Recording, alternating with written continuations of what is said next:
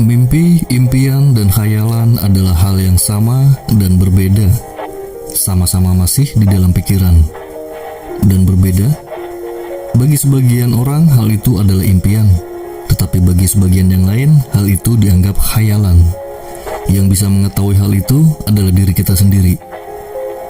Berbuatlah semaksimal dan sebaik mungkin dalam prosesnya dan serahkan hasil akhirnya kepada Tuhan. Terwujud atau tidaknya, yakinlah itu hal yang terbaik untuk kita.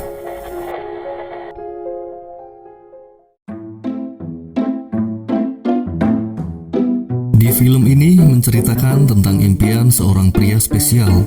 Dan di film ini kita akan banyak menemukan kesatiran, kesarkasan, kritik sosial budaya, dan kritik singkong. Dr. Philip Lauder, dia adalah orang yang gak mudah empati, selebor, cerdas, dan yang paling keren, dia jago banget ngerayu wanita segala usia ya. Oh, segala usia? Oke, kita lanjutkan dulu. Dosen yang mengajar jurusan ekonomi budaya di Brockton University. Dia adalah seorang dosen tetapi jauh dari kata mapan. Ironis memang, berbanding terbalik dengan praktek ekonomi yang terjadi di Amerika saat ini, yang mana kondisi sekarang sangatlah berbeda jauh dari gagasan impian pendiri Amerika, The American Dream.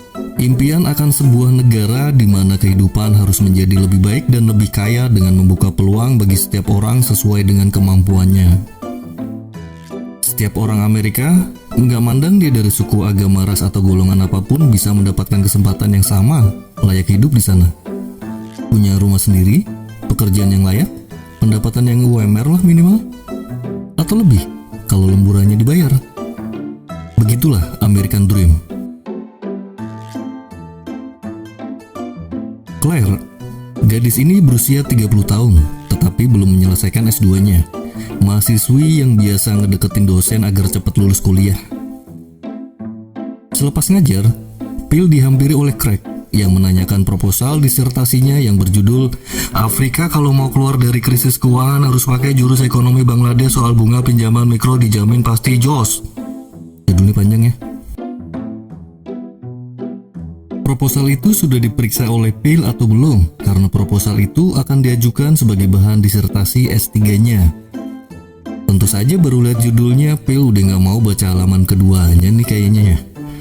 Malah Phil menanyakan kartu member parkir kampus yang udah 3 tahun ngurus tapi belum jadi-jadi, dan staf kampus yang biasa ngurus itu adalah Craig. Tempat parkir di kampus ini menjadi hal yang eksklusif, bahkan harus antri loh untuk mendapatkan akses parkir di dalam kampus.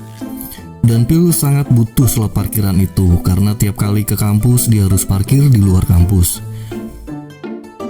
di samping bak sampah. Sepanjang perjalanan ke arah pulang ke rumah Phil, dia melewati rumah-rumah mewah. Sungguh American Dream banget lah. Sampailah Phil di rumahnya.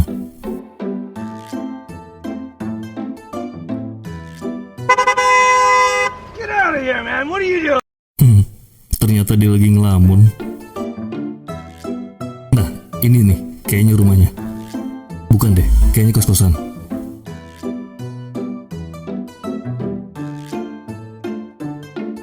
Phil diundang sahabatnya menghadiri lelang rumah yang dulu pemiliknya gagal bayar dan akhirnya rumahnya dilelang. Dale ini adalah seorang agen properti. Orangnya pintar ngomong, dan kantor agen properti milik Dale lah yang bertanggung jawab untuk proses lelang kali ini. Dale mempunyai kehidupan sosial ekonomi yang bagus ketimbang Phil. Dia bisa dikatakan mapan untuk standar American Dream. Layaknya agen properti yang profesional, Dale menjelaskan detail soal rumah ini, mulai tentang desain rumah, kaidah-kaidah arsitektur, analisa struktur, analisa MEP, jenis material apa aja yang digunakan, sampai yang terpenting rumah ini udah ada IMB-nya loh. Kalau sekarang sih udah ganti nama jadi PBG ya. Material lantai yang dipakai adalah marmer dari Yunani, yang menurut Dale, marmer tersebut lebih bagus kualitasnya dan tentunya lebih mahal ketimbang marmer Italia. Lantas Phil mulutnya iseng nih dan bilang, Soon, giving it away with all those olives. karena menurut Phil, kondisi krisis ekonomi yang terjadi di Yunani saat ini disebabkan oleh dampak memanasnya hubungan dagang negara-negara perminyakan. Dan Phil juga malah ngasih konseling ke beberapa calon pembeli. Dale pun marah ke Phil karena telah mengacaukan acara lelangnya tadi. Ternyata untuk tambahan mamam, Phil ini ikut kerja sampingan sama Dale. Entah job di X-nya gimana, tapi tiap kali ada lelang rumah, Dale selalu meminta Phil untuk hadir. Dan Dale bilang kalau Phil nggak akan bisa kaya, nggak akan bisa punya rumah, dan nggak akan bisa mempunyai kehidupan yang layak kalau hanya mengandalkan gaji dari dosen dan jadi novelis. Dale menyampaikan hal yang menohok ke Phil, bahwa Phil hanyalah seorang yang gede khayal. Menjadi dosen dan novelis sangatlah susah mewujudkan khayalan-khayalannya itu, menurut Dale. Tadinya Dale mau ngeluarin Phil dari grup WA dan bikin grup WA yang isinya cuma Phil dan Dale. Kenapa nggak japri? Suck it. Suck it.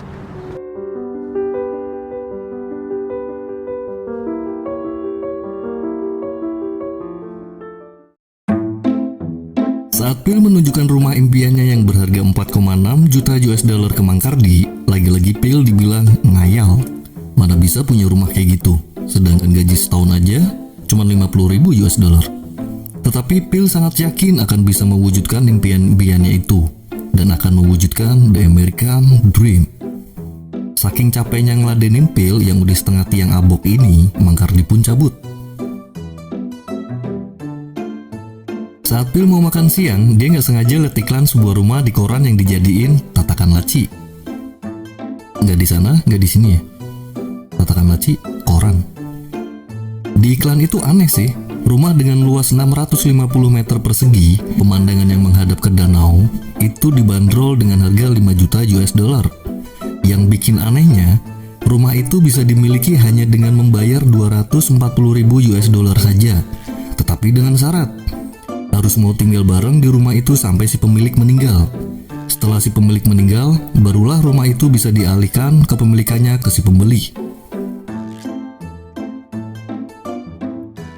Phil pun meminta bantuan Dale untuk mengecek tentang kebenaran iklan rumah tersebut. Sambil menunggu Dale yang sedang menemui pemilik rumah, Phil pun pergi melihat-lihat ke sekitar halaman rumah yang begitu sangat indah. Dan imajinasi Phil hadir kembali.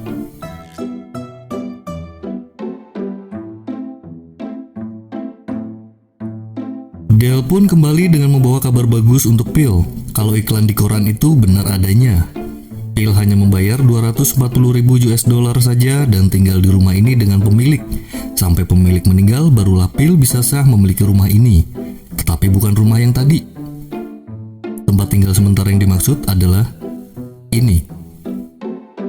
Dan disinilah Phil harus tinggal sementara sambil menunggu pemilik rumahnya wafat. Dan Dale akan mengurus surat perjanjian jual belinya. Dijelaskan oleh Dale, pemilik rumahnya adalah seorang wanita tua yang sedang sakit-sakitan. Dia baru saja ditinggal meninggal suaminya, dan dia nggak mempunyai anak. Dan ini akan menjadi kesempatan Phil untuk memiliki rumah tersebut. Phil masih nggak percaya akan hal ini. Demi American Dream, Phil pun rela untuk berhutang ke bank. Tetapi karena pengajuan kreditnya masih belum cukup untuk DP, dia pun menjual semua perabotan yang ada di kos-kosannya. Sampai koin kerokan peninggalan Bahdi tahun 1887 pun dilelangnya. Sampai menyisakan hanya TV tabung bekas servisan. Dan Phil pindah ke rumah impiannya itu.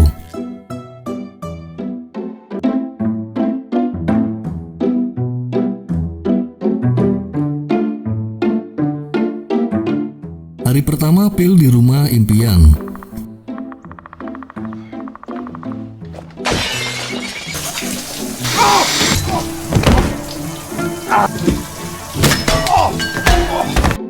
Apes banget Phil. Kualat kali sama si burung. Phil bertemu dengan pemilik rumah, Astrid Vanelli. Kita sebut aja Mbah Sum. Phil berniat untuk komplain soal keran showernya. Kesan pertemuan pertama yang kurang mengenakan, karena Mbah Sum tahu kaca jendela rumahnya telah dipecahkan oleh Phil, dan Phil diminta untuk menggantinya. Terus soal keran water heater yang rusak, Mbah Sum juga meminta Phil agar memanggil tukang ledeng untuk memperbaikinya. Dan tentunya Phil yang harus bayar sendiri. Berangkatlah Phil ke kampus. Philip ditemui Craig di ruangannya dan memberikan akses parkir. Giliran mobilnya kejual, kartu parkir udah jadi. Di bar langganannya, Phil mencoba mencari tahu tentang Basum lewat googling, tapi kayaknya dia typo deh. Salah ketik nama. Nama Basum itu kan Astrid Vanelli, bukan Astrid Vanelli. Yang keluar nenek-nenek lagi. Saat Phil mencoba mematikan tampilan laptopnya, datanglah Claire. Claire mengajak dan mentraktir Phil untuk minum bareng. Dan Claire juga mencoba merayu Phil. Dia bilang bahwa Phil adalah dosen favoritnya. Karena tesis Phil lah, Claire akhirnya memutuskan untuk meneruskan S2-nya. Phil yang awalnya menolak, akhirnya ikut gabung nokip-nokip bareng Claire dan teman-temannya. Selesainya, Claire menawari Phil tumpangan untuk pulang. Calonnya pergelutan alus nih. Bener kan? Paginya, karena udah diketuk-ketuk tapi nggak ada jawaban, akhirnya Basum pun masuk ke kamar Phil dan membuat Phil dan Claire yang tampak kelelahan itu menjadi kaget. Basum datang bersama tukang ledeng, yang tak lain tukang ledeng itu adalah anak Basum. Mendengar kalau Basum ternyata mempunyai anak, Phil pun nambah kaget lagi karena info dari Dale mengatakan bahwa Basum tidak mempunyai anak.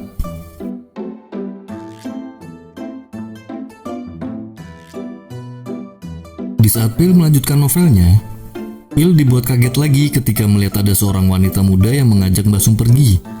Phil yakin kalau wanita itu adalah anaknya Basum. Penasaran akan hal itu, Phil akhirnya memutuskan untuk masuk ke dalam rumah Basum. Phil berhasil masuk ke dalam rumah lewat jendela. Kirain tinggi jendelanya. Sesampainya di dalam, Phil dibuat kagum akan interior rumah Basum. Phil kembali dibuat shock. Ternyata anaknya Basum banyak, gak hanya si tukang ledeng dan wanita tadi. Mendengar ada yang datang, Phil panik dan foto itu pun jatuh, terus pecah. Kena kaca lagi kan? Kayaknya Phil punya masalah sama kaca nih. Biar gak meninggalkan bekas, Phil pun membawa figura foto itu. Oh iya, wanita ini adalah Maggie. Dia salah satu anak Basum juga, dan dia belum menikah. Polisi ini melihat Phil di jendela atas. Akhirnya polisi mendatangi Phil dan meminta keterangan dari Phil. Di sini Basum sepertinya tahu kalau yang masuk ke dalam rumahnya itu adalah Phil. Tetapi Basum gak bilang ke kedua polisi itu. Phil ini juga mempunyai hobi menutup luka pakai plester. Dan datanglah Maggie ke kamar Phil untuk mengajaknya makan malam bareng ibunya. Suasana makan malam nampak begitu hangat, padahal kesan pertama Basum dengan Phil sangatlah kurang baik. Basum pun memberikan sebotol anggur yang berusia lebih dari 50 tahun, tapi nggak setua orang tua. Bagi yang paham ya. Terbangun percakapan yang hangat dan intim di sini. Mereka bertiga mulai bercerita tentang pribadi masing-masing. Phil bercerita bahwa dirinya telah ditinggal istrinya meninggal 12 tahun yang lalu. Molly namanya. Molly ini adalah wanita yang selalu hadir dalam lamunan Phil. Dan Phil menanyakan mengenai Basum. Basum ini mengatakan bahwa dirinya sudah 4 kali menikah dengan 5 orang yang berbeda warga negara. Basum juga mempunyai anak hampir berada di belahan penjuru dunia. Petualangan cinta rupanya Basum ini. Phil pun penasaran, sebenarnya ada berapa sih anak Basum ini? Karena kalau semakin banyak anak, otomatis perjanjian kesepakatan kepemilikan rumah itu pun akan semakin riuh. Namanya juga warisan ya. Dan kebetulan Maggie ini adalah seorang pengacara yang mengurusi tentang sengketa properti dan waris. Dan Maggie ini adalah salah satu tokoh penting di daerah tersebut sebagai Dewan Penasihat Kota. Suasana menjadi anyep ketika Maggie mendengar dari Basum bahwa sudah terjadi kesepakatan dengan Phil tentang peralihan kepemilikan rumah dan semua properti milik Basum ke Phil sepeninggalannya nanti.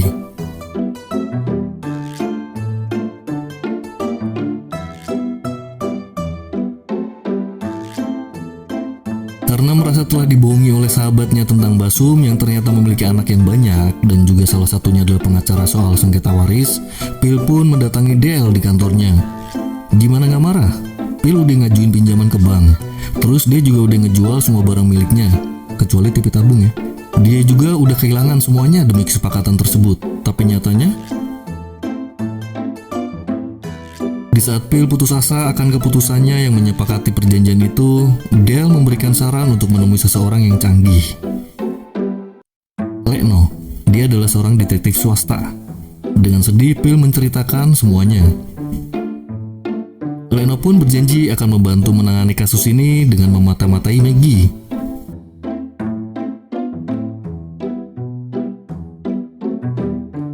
Phil yang sedang merasa kecewa, marah, kesel, sedih karena telah mempertaruhkan semua harta bendanya dan akan menjadi calon homeless ini pun melampiaskannya di kelas.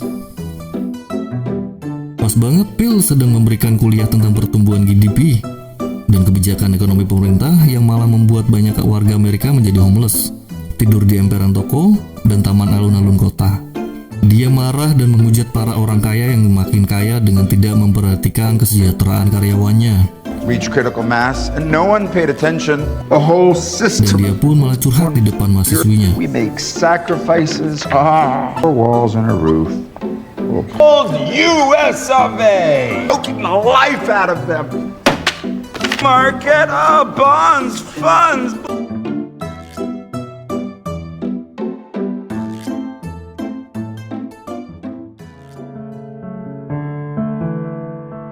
Phil teringat akan kata-kata almarhum sang ayah. Kalau mau hebat, kau harus menguasai bidang itu, karena kehidupan gak menghargai kegagalan.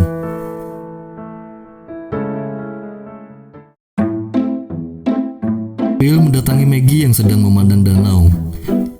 Phil mencoba menciptakan kehangatan suasana dengan menawari Maggie sekotak anggur yang dia beli di warung Mang Kardi tadi sore. Phil menceritakan bahwa kesepakatan itu bukanlah dia yang berniat menipu Mbak Sum, tetapi Mbak Sum sendirilah yang membuat kesepakatan tersebut. Phil mencoba merayu Maggie, tapi apakah berhasil? Kena kan? Apa yang membuat Claire dan Maggie puas ya? Curiga nih. Phil mendengar teriakan Mbak Sum dan Phil pun bergegas menghampirinya dan memecahkan kaca lagi. Ternyata Mbak Sum ini kepleset karena air yang bocor dari kamar mandi Phil di atas dan kena serangan jantung. Sempat pula dinyatakan meninggal Mbak Sum ini selama 12 menit. Tetapi keajaiban datang, jantungnya kembali berdetak. Phil pun dipanggil oleh kepala etik kampus yang ternyata itu adalah Craig. Craig memanggil Phil karena mendapat rekaman saat di kelas kemarin. Dan dia juga mendapatkan aduan dari Claire tentang perbuatan Phil yang telah memboboi Claire. Kesempatan ini pun dimanfaatkan oleh Craig yang kesal dan dendam proposal disertasinya nggak pernah diurus oleh Phil. Lalu Craig yang udah ngerasa punya jabatan ini pun men-skor Phil. Lengkap sudah kesialan Phil. Phil menuju pulang. Phil disambut hangat oleh Mbak Sum dan berterima kasih karena telah menyelamatkan nyawanya kemarin.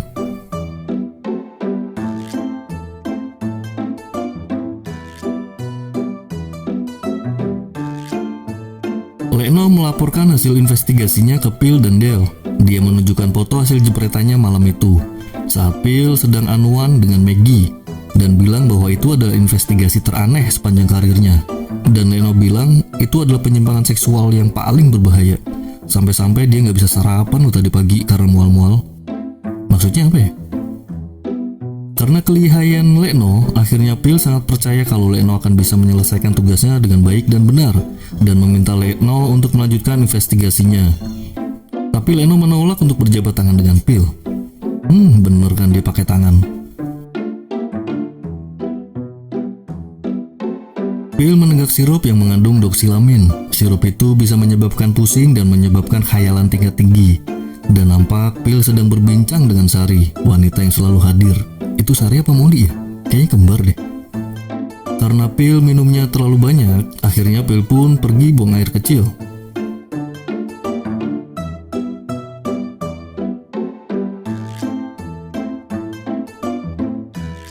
Keesokan harinya,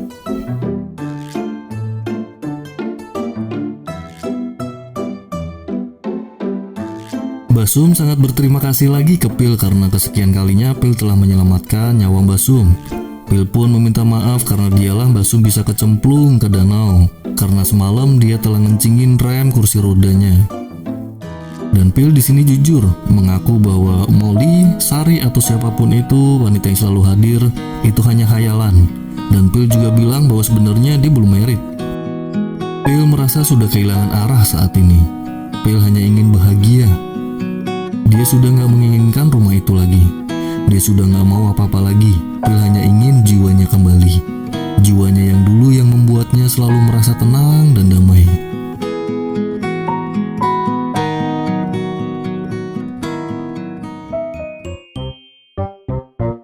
Ternyata saat kematian 12 menit kemarin, entah apa yang terjadi di alam sana. Tiba-tiba Mbah Sum menyatakan cintanya ke Phil saat ini. Dan mereka menikmati malam indah itu bersama. Mau ngapain tuh?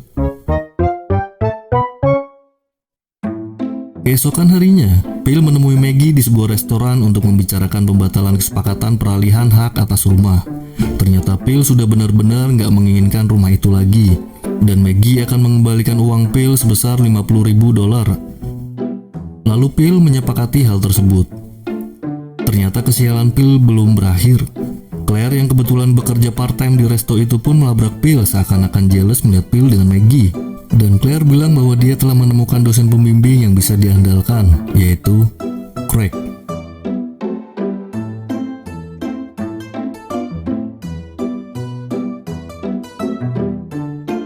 Nampak Leno tengah membuntuti Claire yang masuk ke sebuah motel. Jepretannya kok blur semua ya?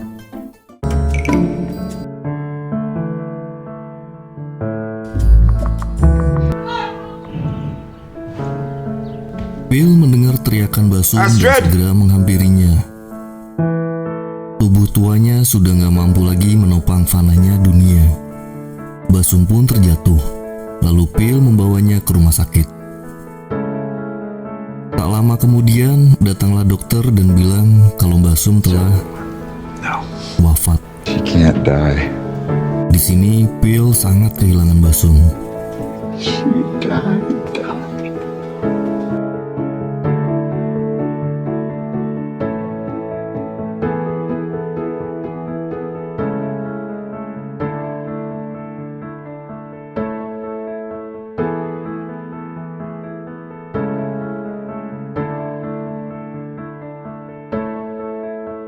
Phil pun pergi berpamitan dengan teman-temannya dan meninggalkan kota itu. Dengan menguburkan semua impian yang selama ini ternyata benar menurut teman-temannya, bahwa hal itu adalah khayalan. Di tengah perjalanan meninggalkan kota, Phil terjebak kemacetan karena ada upacara peringatan. Dan upacara peringatan itu adalah upacara peringatan besar yang diadakan dan dihadiri oleh semua anak-anak Mbah Sum. Ternyata di sini Mbah Sum memang tidak mempunyai anak kandung. Mereka semua ini adalah anak asuh yang telah Mbah Sum rawat sampai sekarang. Mereka semua adalah imigran yang datang dari berbagai penjuru dunia. Mereka mencoba peruntungannya, kesuksesannya untuk menjalankan kehidupan yang layak di Amerika. Tetapi semua tidak sesuai dengan apa yang telah mereka impikan di negara asalnya.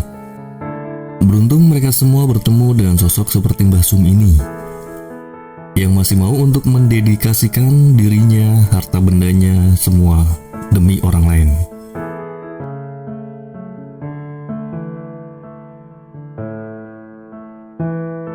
Akhirnya rumah itu menjadi milik Phil dan dijadikan sebagai rumah singgah untuk anak-anak asuh Mbah Sum dan untuk calon anak-anak Mbah Sum selanjutnya. Setelah Phil tak menginginkannya, Tuhan malah kasih rumah itu ke dia. Dan tentunya sebuah tanggung jawab besar untuk melanjutkan misi dari almarhum Mbah Sum ini. Allah selalu berikan di saat yang tepat dan sudah pasti apapun itu, itulah yang terbaik darinya. Dan film pun